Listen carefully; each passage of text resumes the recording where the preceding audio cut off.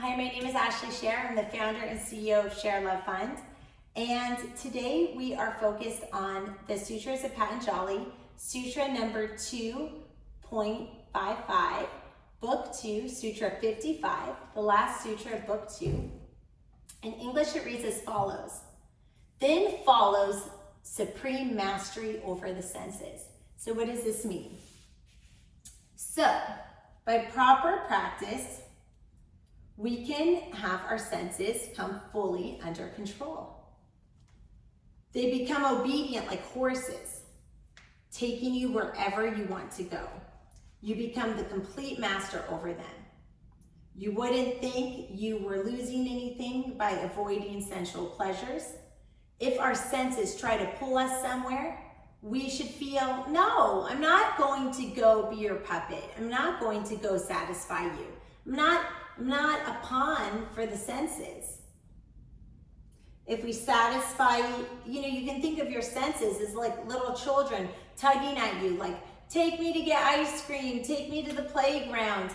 And you think, no, I'm not. This is dinner time. This is, not the time for that. If we satisfy the senses, we might feel momentary pleasure, followed by a greater detection afterwards. So think about that. Think about, oh, I want that, all that food, and then you have a stomach ache. Or, sometimes if you sleep all day, then you just end up feeling more tired. So feeding into the senses doesn't really give you a feel-good reward. Think about when you want to feed into those senses, like, oh, I'm so mad, I just want to do something about it. When you want to feed into those senses, think about, how am I going to feel about myself afterwards? Ask yourself, yeah, I could do that. I could do that. I could feed into that sense right now. But how am I going to feel about myself afterwards? And then you can make your own decision. ShareLove.Fund is not here to brainwash or advocate a view. I'm just a person like everybody else trying to figure it out too. But I do know that when we read and study, we gain different perspectives, and those perspectives lead to more tools in our tool belt. And the more tools we have in our tool belt, and the more we get comfortable analyzing and making decisions for ourselves and engaging critical thinking, then the more likely we are to make decisions that have positive consequences. Think about that. Everybody talks about consequences. There's positive consequences too. So, if you study hard, the consequence might be that you understand the material. If you stretch every day for 100 days, the consequence might be that your lower back feels limber. So our actions have consequences, but what if we thought about that in a positive way? Positive actions have positive consequences. What if we just take a breath and think, I deserve that too. I deserve to open the door to explore positive actions that can have positive consequences. And you can see where that will lead you. Let's take a few breaths on that. Positive actions leading to positive consequences.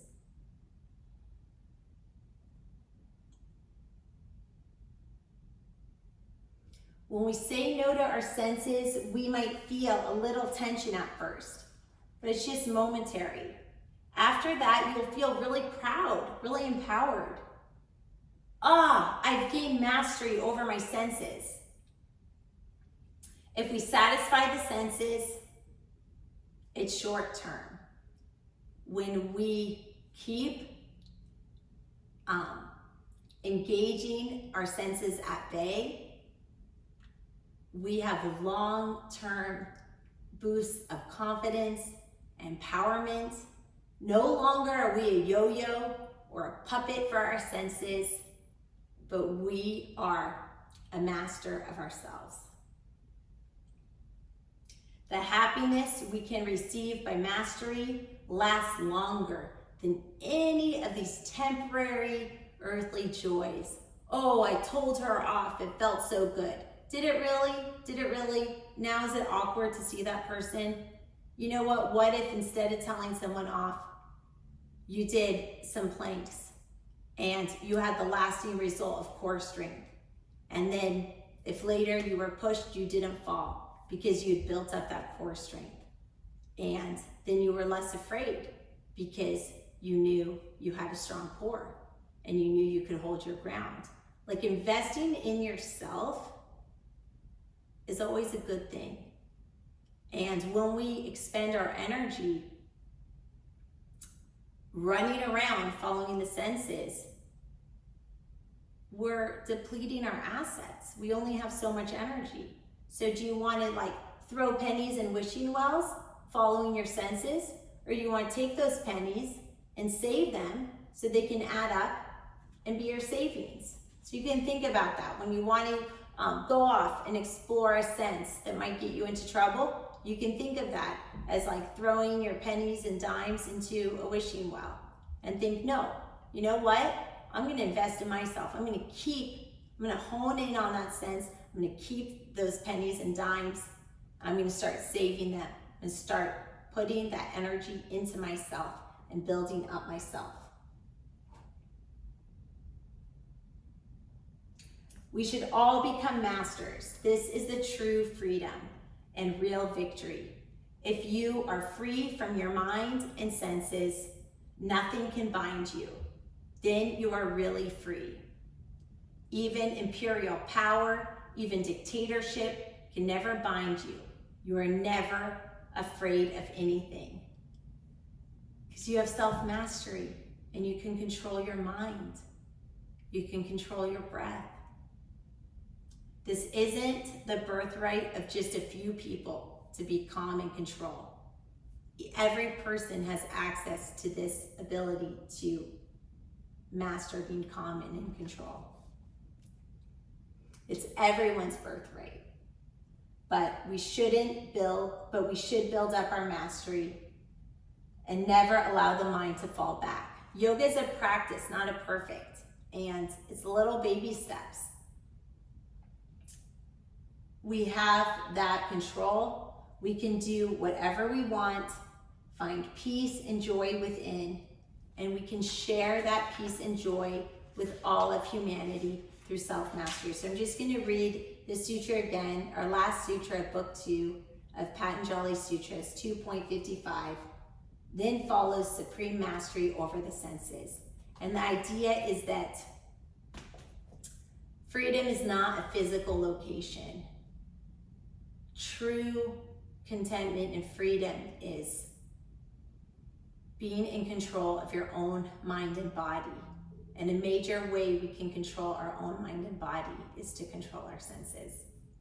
Let's take a few breaths together on that. Namaste.